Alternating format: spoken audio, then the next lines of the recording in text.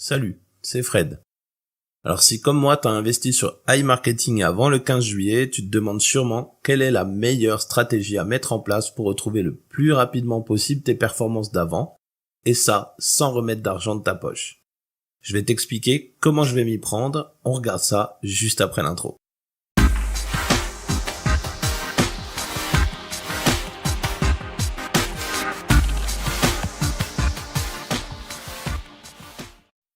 Depuis la coupure de juillet, les choses ont un peu changé sur iMarketing et une mise à jour de la stratégie est nécessaire. Mais avant tout, je vais te rappeler la stratégie que j'utilisais et comment je gérais mes flux financiers à ce moment-là. Donc je recommandais à mes filleuls de faire la chose suivante en fonction du montant de leur investissement, car oui, je prévoyais 2 variantes qui ne changeront pas beaucoup sauf quelques subtilités.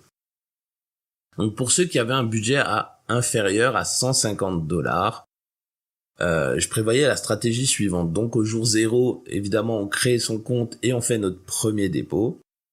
Au mois 2, on faisait un deuxième dépôt qui était équivalent au dépôt du premier mois. Et on réinvestissait tout le cashback qu'on avait déjà pu récupérer. Au mois 3 et 4, on réinvestissait l'intégralité du cashback sans faire aucun retrait. Et au mois 5, on retirait un tiers des gains et on réinvestissait le cashback restant. La méthode qu'on utilisait, c'était les gains obtenus du 1er au 10 du mois, on les retirait, et les gains obtenus du 11 à la fin du mois, on les réinvestissait. Pour les budgets supérieurs à $150, au jour 0, on créait le compte, on faisait un premier dépôt et on activait le chèque cadeau. Donc comme tu as pu le constater, je ne recommande pas l'usage du chèque cadeau pour les budgets inférieurs à $150 parce que ça peut être bloquant, mais j'y reviendrai plus tard.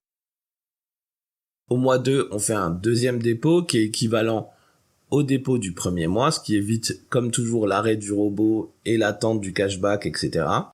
On réinvestit tout le cashback et on rembourse le chèque cadeau. Parce que oui, c'est un prêt et non pas un cadeau. Les mois 3 et 4, on réinvestit tout le cashback, et à partir du mois 5, on faisait le retrait un tiers des gains et réinvestissement du cashback restant. Voilà en gros comment je fonctionnais à ce moment-là, c'était plutôt sympa et les rendements me convenaient bien.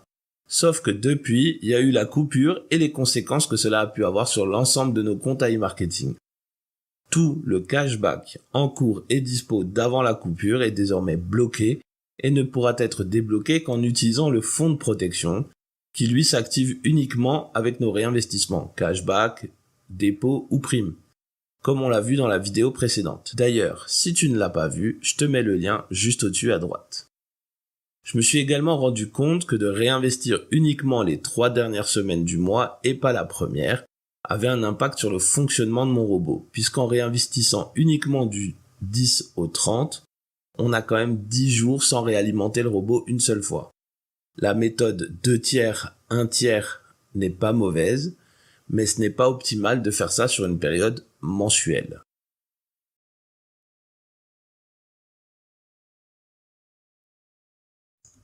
Bon, maintenant qu'on a fait le tour de l'ancienne stratégie et qu'on a vu ensemble les problèmes rencontrés, voici la mise à jour de ma stratégie pour 2021 en tenant compte des éléments dont je viens de parler. Première chose, j'ai un peu augmenté le seuil des budgets pour passer de 150 à $200 car j'ai remarqué que pour certains, le robot s'arrêtait quand même avec $150 de budget. Les éléments de base n'ont pas beaucoup changé. Je déconseille toujours fortement l'utilisation du chèque cadeau pour les budgets inférieurs à $200 parce que quand on l'active, on est obligé de rembourser les $50. C'est pas un cadeau, mais un prêt. Et ensuite, notre première opération sur du cashback doit être au minimum de $100. Que ce soit un retrait ou un réinvestissement de cashback.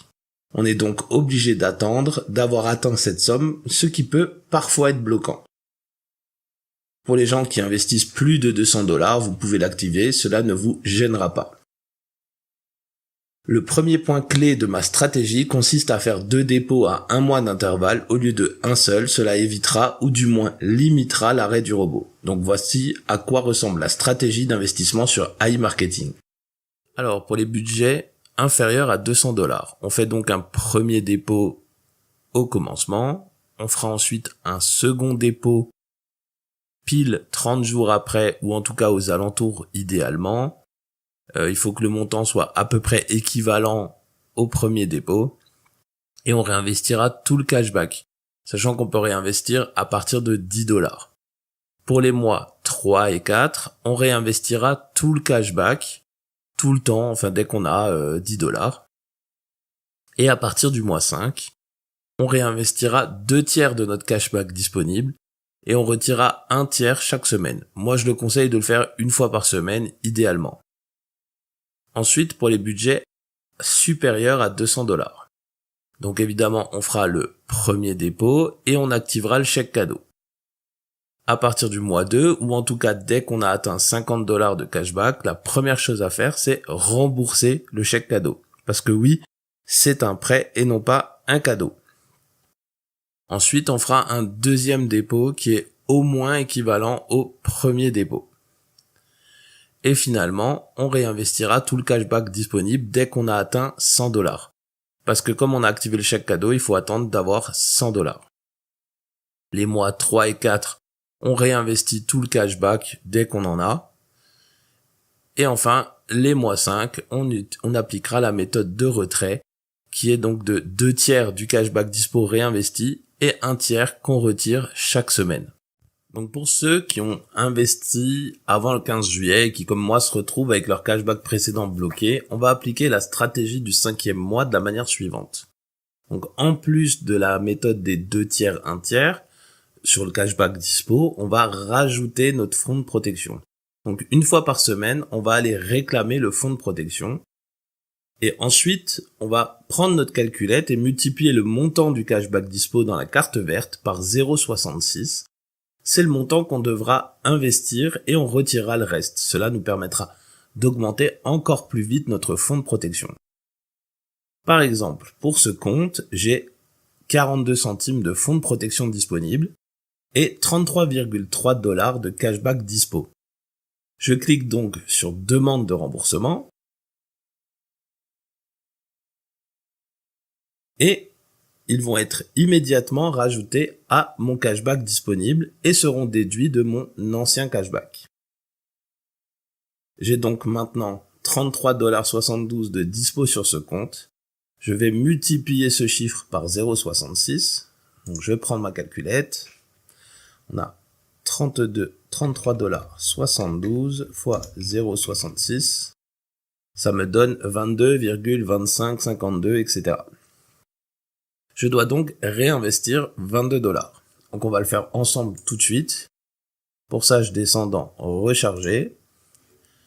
Je sélectionne comme mode de paiement le cashback. Je mets 22.